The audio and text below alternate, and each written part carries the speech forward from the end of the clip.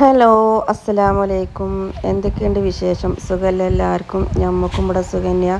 അപ്പം ഇന്നത്തെ വീഡിയോ നിങ്ങളൊന്ന് കണ്ടിട്ട് ഇഷ്ടപ്പെടുകയാണെങ്കിൽ ഒരു ലൈക്കും ഷെയറും ചെയ്യണം കേട്ടോ.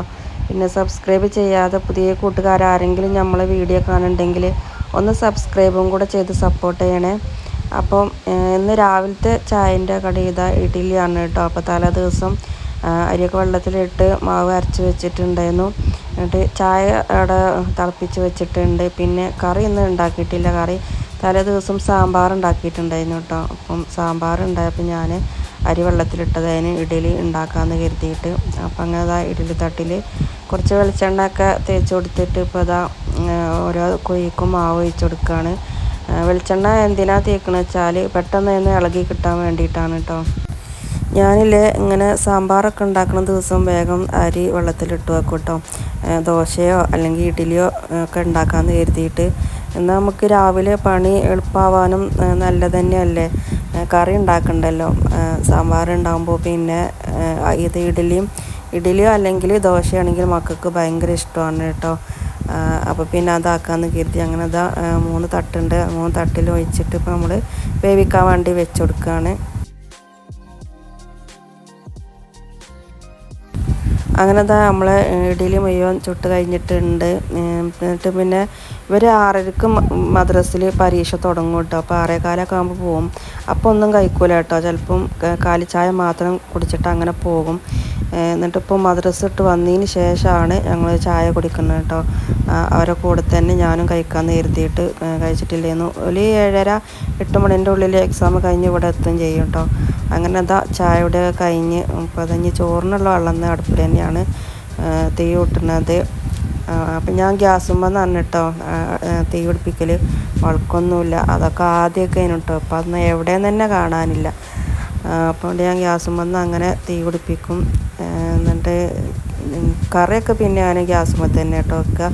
ചോറും അതേപോലെ നമ്മൾക്ക് കുടിക്കാനുള്ള വെള്ളം തിളപ്പിക്കലും അടുപ്പത്ത് ഉണ്ടാക്കും. അല്ലാത്ത ഗ്യാസുമ്പോൾ ആക്കും കേട്ടോ. അങ്ങനെ ചോറിനുള്ള വെള്ളം അടുപ്പത്ത് വെച്ച് കൊടുത്തിട്ടുണ്ട്. ഇനി അത് ചൂടാകട്ടെ. ആ സമയം കൊണ്ട് കുറച്ച് അലക്കാനുണ്ട് കേട്ടോ. അപ്പോൾ അതൊക്കെ നുള്ളിപ്പൊറുക്കി കൊണ്ടുവന്നിങ്ങനെ കയ്യിലിട്ട് കൊടുക്കുകയാണ്. അതവിടെ ഉണ്ട് ഓണാക്കി ഇട്ട് കൊടുത്താൽ നമ്മളെ ബാക്കിയുള്ള പണിയൊക്കെ കഴിയുമ്പോൾ അതും കഴിഞ്ഞാൽ അതുകൊണ്ട് അവിടെ തോരട്ടാൽ മതിയല്ലോ. അങ്ങനെ അതൊക്കെ അവിടെ ഓണാക്കി ഇട്ട് കൊടുത്തിട്ടുണ്ട്. ഇനിയിപ്പോൾ ഒന്ന് ഉപ്പേരി ഉണ്ടാക്കുന്നത് ബീട്രൂട്ടാണ് കേട്ടോ. ബീട്രൂട്ട് ഉപ്പേരിയും അതേപോലെ സാമ്പാറുണ്ട് കേട്ടോ. ഉച്ചക്കത്തേക്കും സാമ്പാറുണ്ട്. പിന്നെ മീൻ വരികയാണെങ്കിൽ മീൻ വാങ്ങണം എന്നാണ് കരുതുന്നത്. അപ്പോൾ അല്ലേ ഞാൻ ബീട്രൂട്ട് ഇങ്ങനെ ഇതുമ്മലാണ് കേട്ടോ അരിഞ്ഞത്. അതാവുമ്പോൾ നമ്മൾ ഈ കേബേജൊക്കെ അരിയണ അതേ ഇതിൽ കിട്ടും കേട്ടോ. അങ്ങനെ ആകുമ്പോൾ പെട്ടെന്ന് വെന്തും കിട്ടും. അങ്ങനെ അതൊക്കെ അരിഞ്ഞ് അത് എണ്ണയൊക്കെ ചൂടാക്കി നമ്മൾ അരിഞ്ഞ് വെച്ച ബീട്രൂട്ടും അതിലിട്ട് കൊടുത്തിട്ടുണ്ട്. ഇനിയിപ്പം ഇത് ഒന്നിങ്ങോട്ട് വേവാൻ വേണ്ടി അടച്ച് വെക്കുന്നുണ്ട്. പിന്നെ അതിക്ക് നാളികേരവും പച്ചമുളകും ചതച്ച് കാണ്ട് അങ്ങനെ ഇട്ട് കൊടുത്തിട്ടുണ്ട് കേട്ടോ. അങ്ങനെ അതവിടെ വേവിക്കാൻ വേണ്ടിയാണ്ട് അവിടെ അടച്ച് വെച്ച് കൊടുത്തു.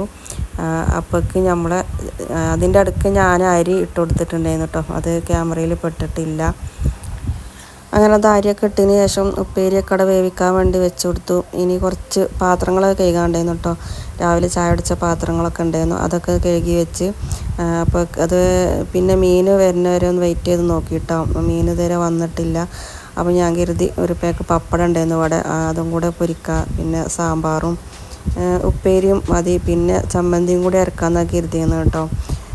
അത് കഴിഞ്ഞ് ഇപ്പോൾ അതാ ജോബിമോക്ക് ഇഡ്ഡലി മതി, ചോറ് വേണ്ടാന്ന് പറഞ്ഞാൽ പോക്ക് ഇഡ്ഡലി ആക്കിയേക്കണ്, സാമ്പാറും ആക്കിയിട്ടുണ്ട് കേട്ടോ. അങ്ങനെ അതാ ഓല് സ്കൂളിൽ പോകാൻ തുടങ്ങി. അപ്പം മുന്നിലിറങ്ങിയ മോള് മുത്തച്ഛൻ്റെ മോളാണ് കേട്ടോ. ഓള് അയലോകത്തെ വീട്ടിൽ ബാഗ് വെച്ചിട്ടാണ് ഇവളെ വിളിക്കാൻ വേണ്ടി വന്നിട്ടുള്ളത് കേട്ടോ. അപ്പോൾ രണ്ടാളും കൂടി അങ്ങനെ പോയിട്ടുണ്ട്. ഇപ്പോൾ സലാക്ക് തന്നതാ പോകുകയാണ് കേട്ടോ. അങ്ങനെ അതാ അവരെ പോക്ക് കഴിഞ്ഞു. ഇപ്പോൾ അതാ റിജുവിനോട് യൂണിഫോം ഇടാൻ പറഞ്ഞിട്ട് ഇതാ കുപ്പായം മാത്രം ഇട്ടിക്കണം, പാൻറ്റ് ഇട്ടിട്ടില്ല കേട്ടോ. ഇനിയിപ്പോൾ അതൊക്കെ ഞാൻ ഇട്ട് കൊടുക്കണം. അങ്ങനെ ഓന് പാൻറ്റും ഒക്കെ ഇട്ട് കൊടുത്ത് ഓനവിടെ റെഡിയാക്കി വെച്ചിട്ടുണ്ട്.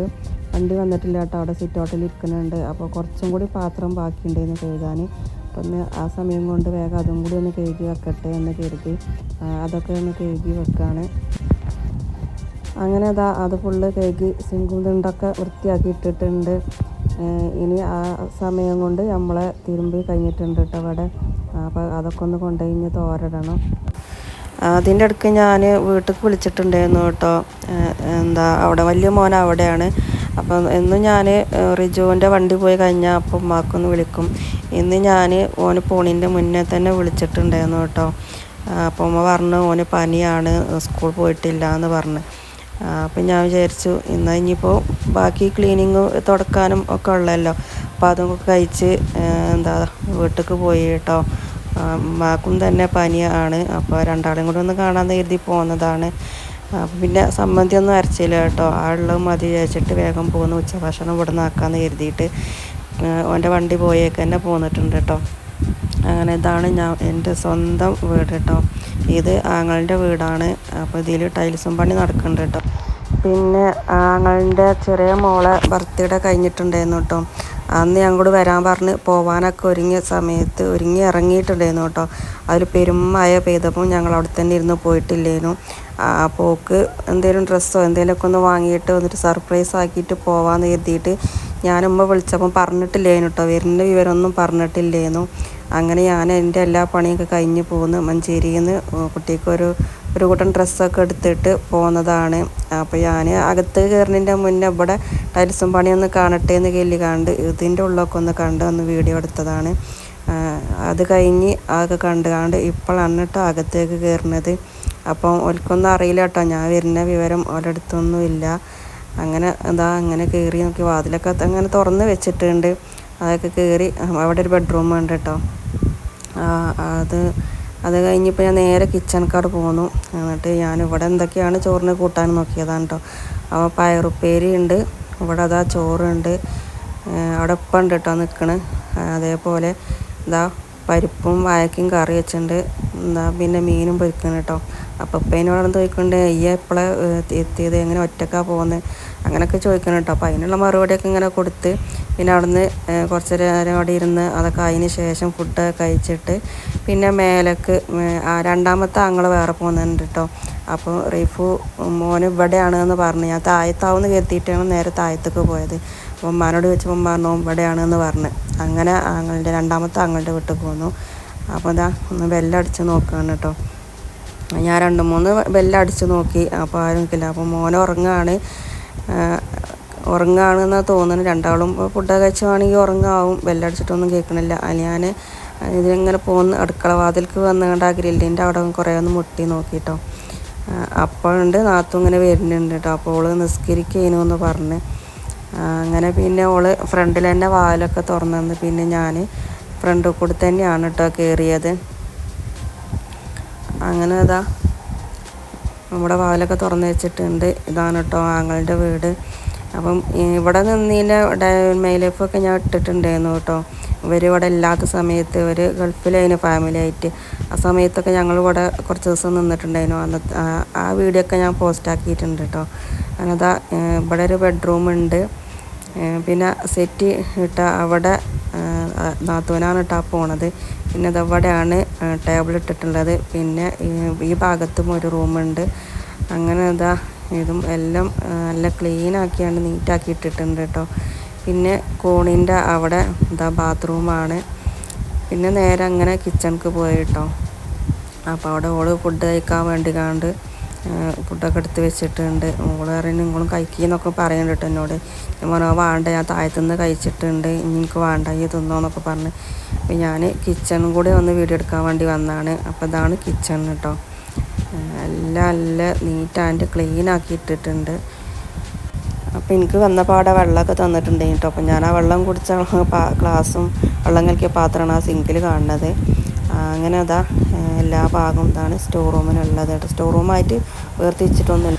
അങ്ങനെ കുറച്ച് സമയം അവിടെ നാത്തൂനോടൊക്കെ സംസാരിച്ചിരുന്നു. പിന്നെ താഴത്തേക്ക് തന്നെ ഇറങ്ങിയിട്ടുണ്ടായിരുന്നു. പിന്നെ അവിടുന്ന് ചായയൊക്കെ കുടിച്ച് പിന്നെ തിരിച്ച് പോന്നിട്ടുണ്ട് കേട്ടോ. കുട്ടികൾ സ്കൂളിട്ട് വരുമ്പോൾ തന്നെ തിരിച്ച് പോകാനും കരുതി പോയതാണ്.